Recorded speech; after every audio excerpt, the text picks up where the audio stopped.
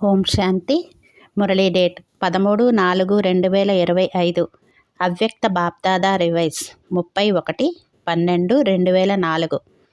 మురళీ సారాంశం. ఈ సంవత్సరం ప్రారంభం నుండే అనంతమైన వైరాగ్య వృత్తిని ఎమర్జీ చేసుకోండి. ఇదే ముక్తిధామపు ద్వారానికి తాళపు చెవి. నవయుగ రచయిత అయిన బాప్దాదా ఈరోజు తమ పిల్లలతో నూతన సంవత్సరాన్ని జరుపుకునేందుకు, పరమాత్మ మిలనాన్ని చేయించేందుకు, పిల్లలపై గల స్నేహంతో సాకారవతనంలో మిలనాన్ని జరిపేందుకు తమ దూరదేశం నుండి వచ్చారు.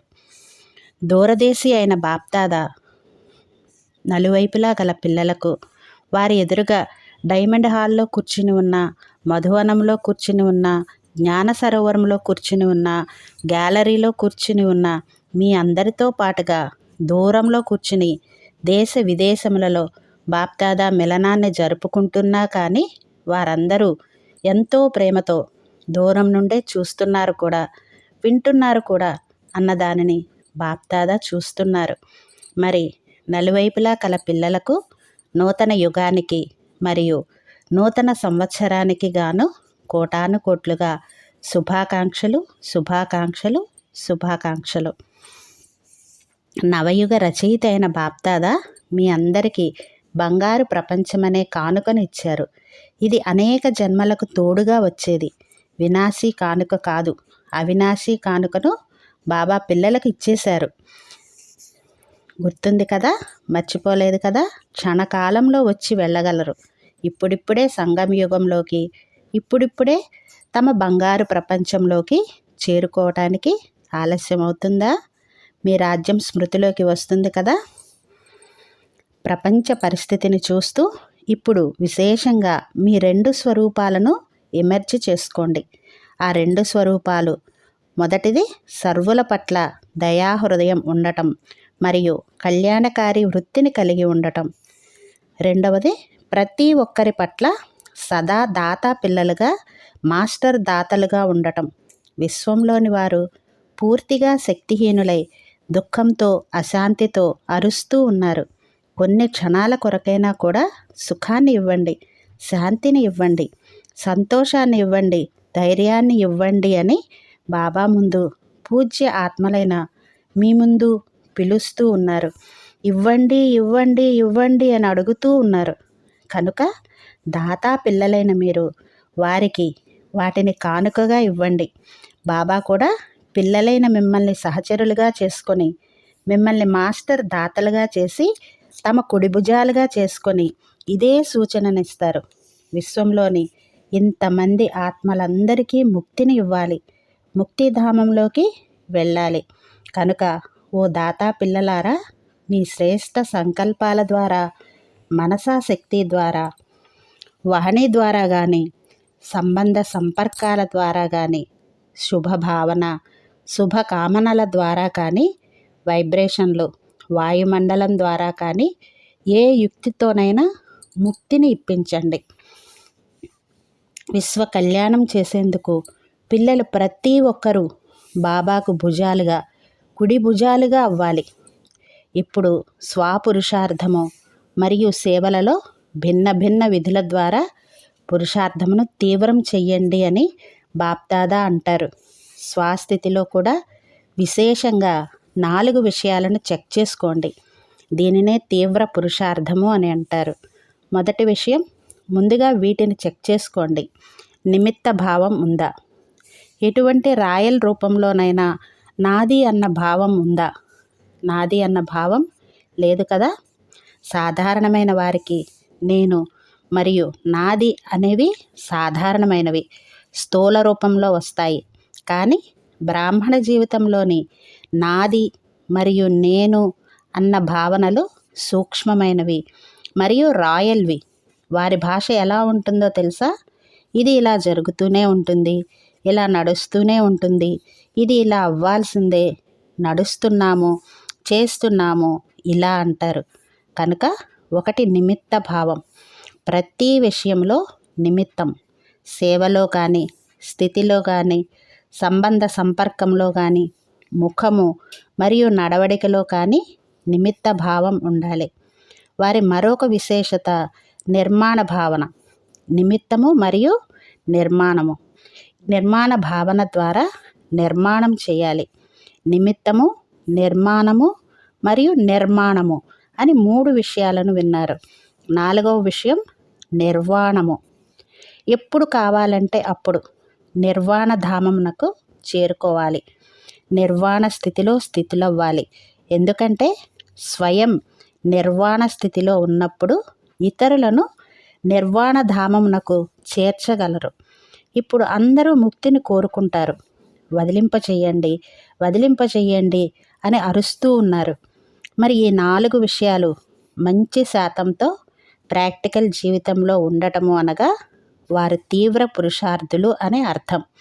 అప్పుడు బాప్దాదా ఓహో ఓహో పిల్లలు ఓహో అని అంటారు. మీరు కూడా ఓహో బాబా, ఓహో ఓహో డ్రామా, ఓహో ఓహో పురుషార్థము అని అంటారు. వాహ్కు బదులుగా వై అని అప్పుడప్పుడు అంటుంటారు. మరియు వై అనేది హాయిగా అవుతుంది కనుక వై అని అనకండి.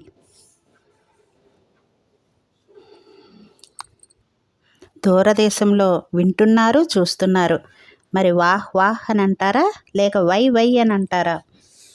నయనాలలో బిందువైన బాబాను ఇముడ్చుకోండి.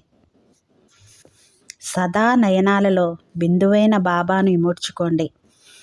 ఎందుకు జరిగింది ఇలా ప్రశ్నార్థకం కూడా ఉండకూడదు, ఆశ్చర్యార్థకం కూడా ఉండకూడదు. బాబా మరియు నేను అంతే. ఆత్మిక సంభాషణలో కొంతమంది పిల్లలు బాప్దాదాకు చాలా రమణీయమైన విషయాలను చెప్తారు.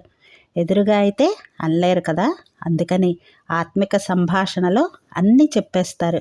ఎగరండి మరియు ఎగిరింప చేయండి.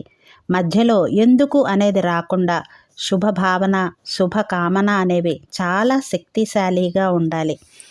బాబా మీ అందరిపై శుభభావనను పెట్టుకున్నప్పుడు, శుభకామనను పెట్టుకున్నప్పుడు అప్పుడు మీ మనసు ఏమనింది? మేరా బాబా. బాబా ఏమన్నారు? మేరే బచ్చే.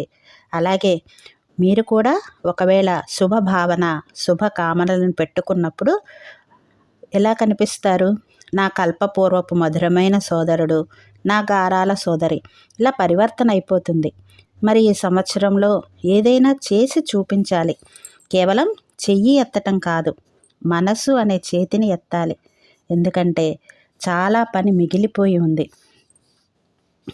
ఇప్పుడు దాతగా అవ్వండి, దయాద్ర హృదయులుగా అవ్వండి.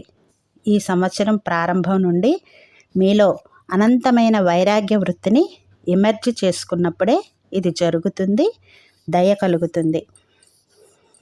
ఎప్పుడైతే పూర్తిగా బేహద్ వైరాగిగా అవుతారో వృత్తిలో కూడా వైరాగి, స్థితిలో కూడా బేహద్ వైరాగి, సంబంధ సంపర్కాలలో, సేవలో అన్నింటిలో బేహద్ వైరాగి. అప్పుడే ముక్తిధామం యొక్క తలుపులు తెరుచుకుంటాయి. గేట్ తెరిచేందుకు కావలసిన తాళపు చెవి అనంతమైన వైరాగ్య వృత్తి. ఇప్పుడు తాళం చెవి పెట్టబడలేదు, అసలు తాళం చెవి తయారవ్వనే లేదు. బ్రహ్మబాబా కూడా ఎదురు చూస్తున్నారు, అడ్వాన్స్ పార్టీ వారు కూడా ఎదురు చూస్తున్నారు, ప్రకృతి కూడా ఎదురు చూస్తూ ఉంది. చాలా విసిగిపోయి ఉంది. మాయ కూడా తన రోజులని లెక్క పెట్టుకుంటూ ఉంది. ఇప్పుడు అనంతమైన వైరాగ్యాన్ని ధారణ చెయ్యండి. ముక్తిధామంలోకి వెళ్ళేందుకు తాళపు చెవిని తయారు చేయండి. తోడుగా నడుస్తాము, తోడుగా వస్తాము, తోడుగా రాజ్యం చేస్తాము, తోడుగా భక్తి చేస్తాము అని బ్రహ్మబాబాతో ప్రతిజ్ఞ చేశారు. మరి ఇప్పుడు ఏర్పాట్లను చేయండి. ఒకరికొకరు సహయోగం ఇచ్చుకుంటూ, శుభభావనలతో సూచనలు ఇచ్చుకుంటూ, చేయి చేయి కలుపుకుని చేయాల్సిందే. ఇప్పుడిప్పుడే ఒక్క క్షణంలో బిందువుగా అయ్యి బిందువైన బాబాను గుర్తు చేయండి. మరియు ఏవైనా విషయాలుంటే వాటికి బిందువును పెట్టండి. ఒక్క క్షణంలో నేను బాబా వాణిని, బాబా నావారు అని అనుకోవాలి. అచ్చా, నలువైపులా గల నవయుగ యజమానులైన పిల్లలందరికీ నలువైపులా క్రొత్త సంవత్సరం జరుపుకోవాలనే ఉల్లాస ఉత్సాహాలలో ఉన్న పిల్లలకు, సదా ఎగురుతూ ఎగిరింపచేస్తూ ఎగిరే కళలో ఉండే పిల్లలకు, సదా తీవ్ర పురుషార్థం ద్వారా విజయమాలలో మణులుగా అయ్యే విజయీ రత్నాలకు నూతన సంవత్సరము మరియు నవయుగమునకు బాప్దాదా యొక్క ఆశీర్వాదాలతో పాటు కోటాను కోట్ల శుభాకాంక్షలను పళ్ళేలతో నింపి నింపి ఇస్తున్నారు. శుభాకాంక్షలు. ఒక్క చేతితో చప్పట్లు కొట్టండి. అచ్చా, मीठे मीठे सिकेले दे बच्चों प्रति माता पिता बाप दादा का याद प्यार गुड మార్నింగ్ और నమస్తే. వరదానం. ఏకాగ్రత అభ్యాసం ద్వారా ఏకరస స్థితిని అనుభవం చేసుకునే సర్వసిద్ధి స్వరూప భవ. ఎక్కడైతే ఏకాగ్రత ఉంటుందో అక్కడ స్వతహాగానే ఏకరస స్థితి ఉంటుంది. ఏకాగ్రత ద్వారా సంకల్పములు, మాటలు మరియు కర్మలలోని వ్యర్థం సమాప్తమైపోతుంది మరియు సమర్థత్వం వస్తుంది. ఏకాగ్రత అనగా ఒకటే శ్రేష్ఠ సంకల్పంలో స్థితులై ఉండటం. ఈ ఒక్క బీజరూపీ సంకల్పంలోనే మొత్తము వృక్షం రూపీ విస్తారము ఇమిడి ఉంది. ఏకాగ్రతను పెంచుకున్నట్లయితే అన్ని రకాల అలజడులు సమాప్తమైపోతాయి. సంకల్పాలు, మాటలు మరియు కర్మలు అన్నీ సహజంగా సిద్ధిస్తాయి. ఇందుకొరకు ఏకాంతవాసులుగా అవ్వండి. స్లోగన్. ఒకసారి చేసిన పొరపాటును గురించి మళ్ళీ మళ్ళీ ఆలోచించటము అనగా మరకపై మరకను వేయటం. కావున జరిగిపోయిన దానికి బిందువును పెట్టండి. అచ్చా, ఓం శాంతి.